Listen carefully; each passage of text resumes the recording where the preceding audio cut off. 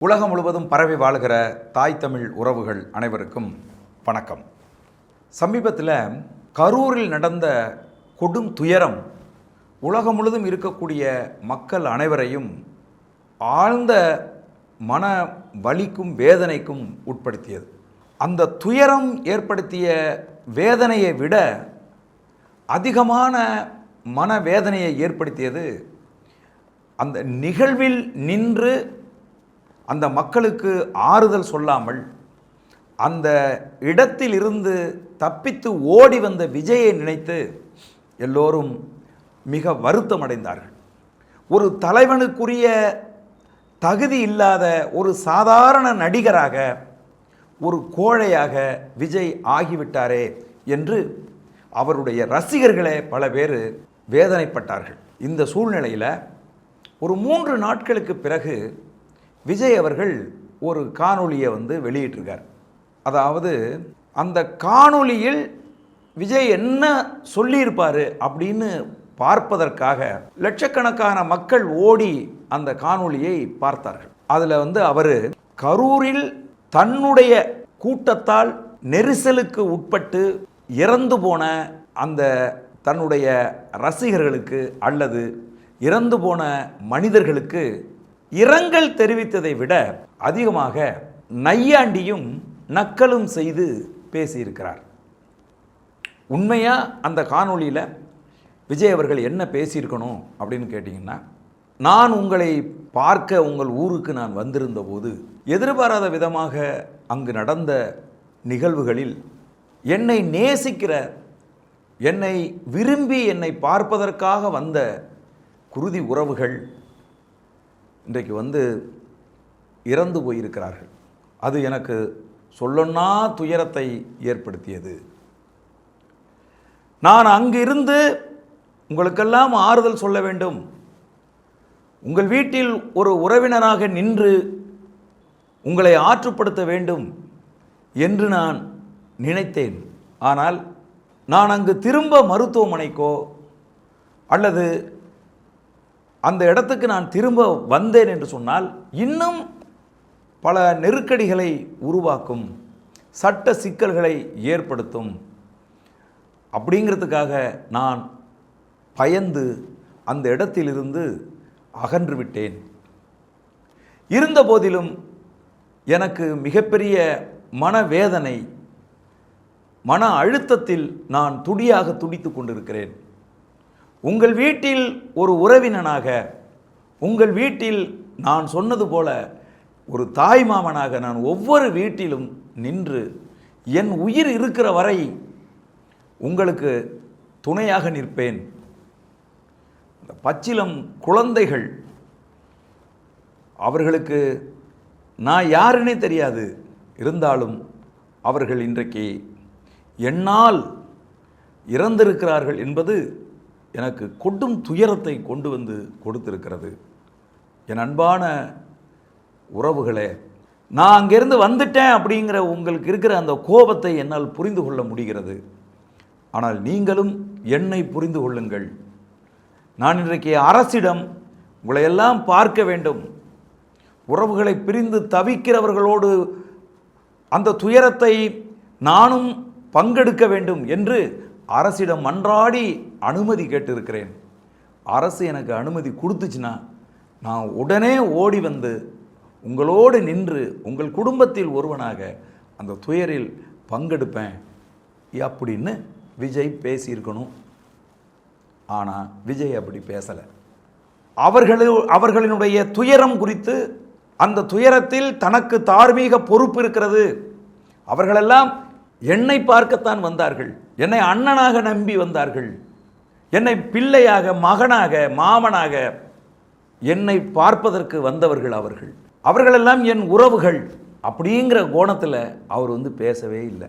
அவருடைய பேச்சு ஒரு சைக்கோ உட்காந்து பேசுகிறது மாதிரி இருந்துச்சு எனக்கு. ஒரு திரைப்பட இயக்குனராக அவர் உட்காந்துக்கிட்டு பேசுகிறத பார்க்கும்போது ஒரு வில்லன் உட்காந்து பேசுகிறது மாதிரி, ஒரு சைக்கோ உட்காந்து பேசுகிறது மாதிரி எனக்கு இருந்துச்சு. அவர் அந்த துயரத்தில் பங்கெடுக்கிறது அப்படிங்கிறத விட அதிகமாக கரூரில் ஏன் இப்படி நடந்துச்சுன்னு எனக்கு தெரியல. எல்லாம் உண்மைகளும் வெளியில் வரும். சிஎம் சார், நீங்கள் பழி வாங்குறதா இருந்தால் நான் என் ஆஃபீஸில் தான் இருக்கேன், நான் என் வீட்டில் தான் இருக்கேன், நீங்கள் என்ன வேணாலும் செய்யுங்க, என் தொண்டர்களை நீங்கள் எதுவும் செய்யாதீங்க, இப்படியெல்லாம் பேசுனது இருக்கு பாருங்கள். இதெல்லாம் ஏற்புடையது இல்லை. இது ரொம்ப தப்பு. ஏன் அப்படின்னு கேட்டீங்க அப்படின்னு சொன்னால், உங்களால் ஒரு பெரும் துயர் நடந்திருக்கு. அந்த துயருக்கு காரணம் என்ன என்று மாநில அரசு ஒரு நபர் கமிஷன் அமைச்சிருக்கு. ஒன்றிய அரசு ஒன்றிய அமைச்சர்களை எல்லாம் அனுப்பியிருக்கிறார்கள்.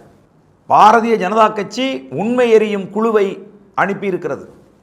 அங்கு ஒரு பாரிய விசாரணை நடந்து கொண்டிருக்கிறது. உங்களுக்கு ஆதரவு நிலைப்பாட்டில் இருக்கிற ஆர்எஸ்எஸ், சங்க பரிவார இயக்கங்கள், பிஜேபி எல்லாம் இன்னைக்கு விசாரணை பண்ணிட்டு இருக்கு. அதெல்லாம் உங்களை காப்பாற்றுறதுக்காக விசாரணை பண்ணிட்டு இருக்கு. திமுக அரசு தங்கள் அரசின் மீது எந்த ஒரு குற்றமும் வந்துவிடக்கூடாது என்பதற்காக இந்த பிரச்சனையில் தலையிட்டு நேரடியாக அவர்கள் ஒரு பக்கம் விசாரணை செய்து கொண்டிருக்கிறார்கள். அப்படி இருக்கிற சூழ்நிலையில் நீங்கள் எதுக்கு சிஎம்மை கூப்பிட்டு எதுக்கு வார்ன் பண்ணுறீங்க? அவரை நீங்கள் எச்சரிக்கிறீங்களா? நான் கேட்குறேன். அப்படியா வந்து பேசுறது? அதுவா இப்போ தேவை? தம்பி விஜய், எந்த விதமான சுய அறிவும் இல்லாமல் யாரோ எழுதி கொடுக்குறத, யாரோ சொல்லி கொடுக்குறத நீங்கள் பேசுறது மாதிரி இருக்கு. தயவு செய்து அந்த பொதுமக்களுடைய சைக்காலஜிக்கு நீங்கள் வாங்க. உங்கள் கட்சியில் உங்கள் ரசிகர்களே உங்களை எவ்வளோ பேர் வெறுத்து இன்னைக்கு இணையதளங்களில் பேசுகிறாங்க தெரியுமா? நீங்கள் ஓடி வந்ததை பார்த்து அந்த பத்திரிகையாளர்கள் உங்களை கூப்பிட்டு சொல்கிறாங்களே, சார் 30 பேர் செத்து போயிட்டாங்க சார் அப்படின்னு ஒரு பத்திரிகையாளர் சொல்லுகிற போது திரும்பி கூட பார்க்காம ஓடி வந்தீங்களே, அந்த இடத்துல நின்று ஒரே ஒரு வார்த்தை, என்னால் அந்த இடத்துக்கு செல்ல முடியாத ஒரு நிலைமையில் நான் மனம் உடைந்து கலங்கி போய் நான் போகிறேன். இறந்து போனவர்களுக்கு என் ஆழ்ந்த இரங்கலை தெரிவிச்சுக்கிறேன். அவங்க சொந்தக்காரர்களுக்கெல்லாம் நான் ஆறுதலை தெரிவிச்சுக்கிறேன்.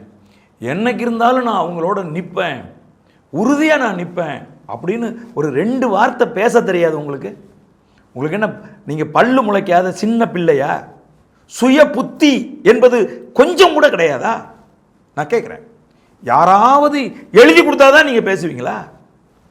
சினிமாவில் வந்து டயலாக் எழுதி கொடுப்பாங்க டைரக்டரு, டயலாக் ரைட்டரு, அதை வாங்கி 3 மணி நேரம் உட்காந்து மனப்பாடம் பண்ணிட்டு சினிமாவில் பேசுகிறீங்களே, அந்த மாதிரி வந்து ஒட்டுமொத்த அரசியல் களத்துலையும் அதே மாதிரி எழுதி கொடுத்து அதை 2 மணி நேரம் மனப்பாடம் பண்ணி அதுக்கப்புறம் வந்து 3 நிமிஷம் பேசி இப்படியே அரசியல் பண்ணிட முடியுமா? அரசு தரப்பை காப்பாற்றுறதுக்கோ அல்லது உங்களை காப்பாற்றுறதுக்கோ நான் பேசலை. ஆனால் நீங்கள் மனித நேயமற்று, கொஞ்சம் கூட குற்ற உணர்ச்சி அற்று, அங்கே செத்துப்போன அந்த 41 உயிர்களையும் மதிக்காம நீங்க கொண்டாந்து ஒரு பேச்சு பேசுனீங்க பார்த்தீங்களா? அந்த வேதனையிலிருந்து நான் சொல்றேன். 20 லட்சம் ரூபா பணம் கொடுத்துட்டா தம்பி விஜய் முடிஞ்சு போயிருமே எல்லாம்? தம்பி, நான் 1 கோடி ரூபா தர்றேன் உங்களுக்கு. அந்த இறந்து போன உயிர் 41 உயிரில் ஒரே ஒரு உயிரை உங்களால் தர முடியுமா? பணம் கொடுத்துட்டா எல்லாம் தீர்ந்து போயிருமா? நீங்க என்ன பண்ணியிருக்கணும்? அந்த சம்பவம் நடந்த பிறகு அந்த சம்பவத்துக்கு நீங்க போகலை, ரைட், நீங்க போயிருந்தீங்கன்னா அது இன்னமும் பல சிக்கல்களை உருவாகியிருக்கும். அது வேண்டான்னு நீங்கள் தவிர்த்திருக்கலாம், அது சரி. ஆனால் அங்கேயே நீங்கள் பக்கத்தில் இருக்கிற திருச்சியில் நீங்கள் தங்கியிருக்கலாம். தங்கி உங்கள் கட்சிக்காரர்களை நீங்கள் முடுக்கிவிட்டு உங்கள் 2ஆம் கட்ட தலைவர்கள் அந்த இடத்துக்கு போய் அங்கே இருக்கக்கூடிய தங்கள் உறவை இழந்து தவித்து கொண்டிருக்கிற ஒரு அப்பாவெல்லாம் தன் குழந்தை செத்து போச்சுன்னு, பொண்டாட்டியும் குழந்தையும் ஒரே நேரத்தில் செத்து போயிட்டான்னு கதறி கதறி அழுதானாங்க. அவனுக்கு யார் ஆறுதல் சொல்லுவான்? நீ தானே ஆறுதல் சொல்லணும், உன் கட்சிக்காரன் தானே ஆறுதல் சொல்லணும். போட்டுட்டு உடையாந்துட்டு இப்போ இங்கே உட்காந்துக்கிட்டு சைக்கோ உட்காந்துட்டு பேசுறது மாதிரி பேசுறீங்க. உங்க முகத்தில் கொஞ்சம் கூட வருத்தமே இல்லை, கொஞ்சம் கூட வருத்தம் இல்லை. ஏதோ ஸ்டாலினை வந்து எதிரியை பாவிச்சுக்கிட்டு சினிமாவில் வந்து வில்லனை பார்த்து ஹீரோ பேசுறது மாதிரி தான் இருந்துச்சு உங்க பேச்சு. நான் உங்களுக்கு சொல்றேன், என்னுடைய அரசியல் அனுபவத்திலிருந்து, என்னுடைய அறிவிலிருந்து நான் உங்களுக்கு சொல்றேன், கூட்டத்தை நிர்வகிக்க தெரியவில்லை என்று சொன்னால் நீங்க அரசியல் கட்சியினுடைய தலைவனாவதற்கு தகுதியற்றவர். இன்னைக்கு ஒரு 15-16 ஆண்டு காலமாக இந்த நிலப்பரப்பில் ஒரு கட்சியை ஆரம்பித்து லட்சக்கணக்கான தம்பி தங்கைகளை ஒருங்கிணைத்து இன்னைக்கு மிக வெற்றிகரமாக தமிழகத்திலே அரசியல் செய்து கொண்டிருக்கக்கூடிய எங்கள் அண்ணன் செந்தமிழன் சீமான் எப்படி கூட்டத்தை நிர்வகிக்கிறாருன்னு பாருங்க. அந்த கூட்டத்தில் ஏதேனும் ஒரு பெண் பிள்ளை இருக்க இல்லாம நின்று பார்த்துருக்கீங்களா? எங்கேயாவது ஒரு இடத்துல ஏதேனும் ஒரு பெண் பிள்ளைக்கு ஏதேனும் ஒரு சிறிய இடைஞ்சல் எங்கள் கூட்டத்தில் 50,000 பேர் திரண்டாலும் 1,00,000 பேர் திரண்டாலும் நடந்திருக்கா? இன்னைக்கு கரூரில் ஒரு 30,000 பேர் இல்லைங்க, 40,000 பேர்னே வச்சுங்க, 40,000 பேர் திரண்ட அந்த இடத்துல அந்த கூட்டத்துக்குள்ள இளம் பெண் பிள்ளைகள் எவ்வளவு பாலியல் துன்புறுத்தலுக்கு உள்ளாகி இருக்கிறார்கள் உங்களுக்கு தெரியுமா? கற்பனை பண்ண முடியுதா விஜய்? இது உங்களுக்கு வெக்கமா இல்லையா? உங்களை நம்பி வந்த பெண் பிள்ளைகள் எவ்வளவு மோசமான பாலியல் துன்புறுத்தலுக்கு உள்ளாகி இருக்குன்னு இன்னைக்கு இணையதளங்களில் பேசிக்கிட்டு இருக்காங்க. அதை கேட்கிற போது மனம் பதட்டம் அடைகிறது. அப்போ கூட்டத்தை நிர்வாகம் செய்யறதுக்கு யோக்கியதை இல்லைன்னா நீங்க எதுக்கு அரசியல் கட்சியின் தலைவனா வரணும்? நான் கேட்கிறேன்.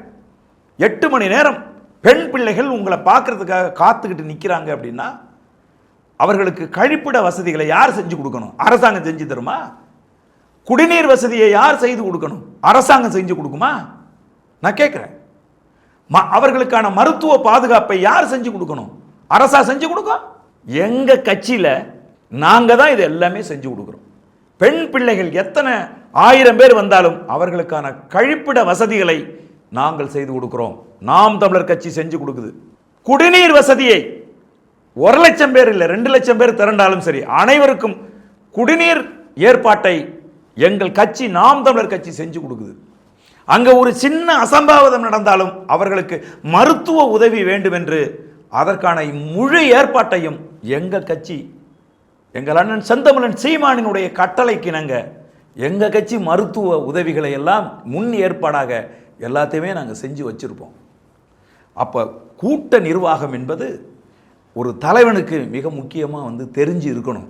அது எதுவுமே தெரியாம வெறும் ரசிகர் கூட்டத்தை நம்பி கொண்டு வந்து இன்றைக்கு 41 உயிர்கள், அதிலும் 10 பச்சிலம் பிள்ளைகள், எப்படிப்பா உன்னால உட்காந்துக்கிட்டு அவர்களுக்கு ஆறுதல் சொல்வதை விட்டுவிட்டு நீங்க சிஎம்ஐ மிரட்டுறதும் நக்கல் நையாண்டியா பேசுறதும் எப்படி தம்பி உங்களால முடியுது?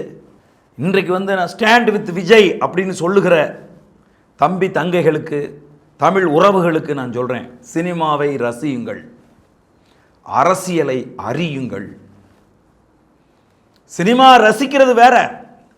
ஒரு சினிமா ரசிகன் ஒருபோதும் அறிவு சார்ந்தவனாக இருக்கவே முடியாது.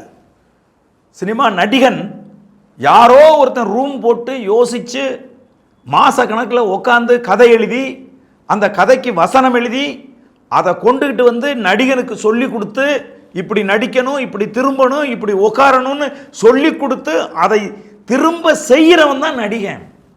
அந்த நடிகனுக்கு சுய புத்தி இருக்காது. ஒரு டைரக்டர் அவங்கள டைரக்ட் பண்ணணும். இப்போ அந்த சூழ்நிலை தான் விஜய் இருக்கார். இதில் வேற எம்ஜிஆரை கம்பாரிசன் பண்ணுறீங்க. எம்ஜிஆர் எல்லாம் அடிப்படையில் இருந்து அரசியல்வாதியாகவே இருந்து ஒரு பீக்கில் நடிகனாக இருக்கிற போது அவர் எம்எல்ஏவாக இருந்து எம்எல்சியாக இருந்து திமுகவினுடைய பொருளாளராக இருந்து மக்களை நேருக்கு நேராக சந்தித்து நூற்றுக்கணக்கான பொது மேடைகளில் பேசி அப்படி அரசியலுக்கு வந்தவருங்க அவர். உங்களை மாதிரி மக்களை பார்த்து ஓடுறவர் கிடையாது. விஜயகாந்த் அவர்கள் மக்களை பார்த்து ஓடுறவரா? கிடையாது. மக்கள் மத்தியில் இறங்கி நின்று ஒரு கோவில் மாடு மாதிரி நின்று துண்டு எடுத்துட்டு அடிச்சு ரசிகர்களை ஒதுக்குறான் பாருங்க விஜயகாந்த். அந்த காட்சியெல்லாம் பாருங்க. மக்களை பார்த்து நடுங்கி ஓடி ஒளியிற ஒரு ஆள் எதுக்கே அரசியலுக்கு வர்றீங்க? நீங்க உங்களை நம்பி வந்தவர்களை கொன்று குவிப்பதற்காக வர்றீங்களா? அதனால தம்பி விஜய் அவர்களை முதல்ல உங்க புத்தியிலிருந்து உங்களுடைய எண்ணத்தில் இருந்து பேசுங்க. எல்லாத்தையுமே எழுதி கொடுத்து மனப்பாடம் பண்ணி பேசினா அது இப்படி தான் வரும், உணர்வு அற்று தான் வரும். நீங்க சம்பிரதாயமா பேசுறது எங்களுக்கெல்லாம் பெரிய வழியை ஏற்படுத்துது. இது கிடையாது. உண்மையான உணர்வோடு உங்கள் ஆள் மனதிலிருந்து வருகிற அந்த உணர்வுகளை மக்கள்கிட்ட பகிர்ந்துக்குங்க. அதுதான் ரொம்ப சரியானது. இல்லை என்று சொன்னால் மக்கள் மன்றத்தில் மிக மோசமான அனுபவங்களை எல்லாம் நீங்கள் பெற வேண்டி இருக்கும். ஆகவே உங்களை நீங்கள் சரி பண்ணிக்கங்க. உங்களை நாடி வருகிற, உங்களை தேடி வருகிற, உங்களை உயிரின் மேலாக நேசிக்கிற உங்கள் ரசிகர்களை முதல்ல களத்தில் இறங்கி சந்தித்து அவர்களை அரசியல் அறிவூட்டி அவர்களை ஒருங்கிணைத்து அவர்களை தொண்டர்களாக மாற்றி அதன் பிறகு நீங்கள் மக்கள் மன்றத்துக்கு வாங்க. அப்பத்தான் இந்த இதெல்லாம் நடக்காது. ஐயா வைகோ அவர்கள் சொல்கிறாங்க, ஏன் ஒரு மாவட்டத்துக்கு 100 பேர் தொண்டர் படை உங்களால் அமைக்க முடியாதா என்று கேட்கிறார். ஏன் அமைக்கலை? ஏங்க அமைக்கலை? நீங்கள் என்ன நடிகனாக தான் இருக்கிறீங்க, லைட்டு போட்டு ஆஃப் பண்ணுற நடிகனாக தான் இருக்கீங்க. வெக்கமா இல்லை? ஃப்ளையிங் கிஸ் வாங்கி சட்டைக்குள்ளே போட்டுக்கிற நடிகனாக தானே நீங்கள் இருக்கிறீங்க. அரசியல் கட்சி தலைவராக இருக்கீங்க. அப்போ ஒரு அரசியல் கட்சி தலைவன் என்பவன் அரசியல் ரீதியாக ஒரு மெச்சூர்டு இருக்கணும். அவனுக்கு மக்களை எப்படி அணுக வேண்டும் என்கிற பக்குவம் தெரிஞ்சிருக்கணும். அதெல்லாம் தெரியாமல் களத்தில் நின்று கொண்டு இது போன்று ஒரு மிகப்பெரிய பிழை நடந்திருக்கு. அது நடந்ததுக்கு நீங்க காரணமா, இல்லை வேற யாரும் காரணமா, காவல்துறை காரணமா, இல்லை அரசு காரணமா? அதெல்லாம் இங்கே பேச்சு கிடையாது. ஒரு துயரம் நடந்திருக்கு. அந்த துயரத்தில் உங்கள் பங்களிப்பு என்பது கேவலமாக இருக்கு. அந்த துயரத்தில் நீங்கள் பங்கெடுக்க அப்படிங்கிறத விட பழிவாங்கணுங்கிற உணர்வு உங்களுக்கு அதிகமாக இருக்கு. மிரட்டல் தொனி அதிகமாக இருக்கு. அதை மக்கள் ஏற்க மாட்டார்கள். ஆகவே இந்த எழுதி கொடுத்து பேசுகிறதை நிறுத்திட்டு உணர்வுபூர்வமாக மக்களோடு இறங்கி வாருங்கள் என்று கேட்டுக்கொள்கிறேன். நன்றி, வணக்கம்.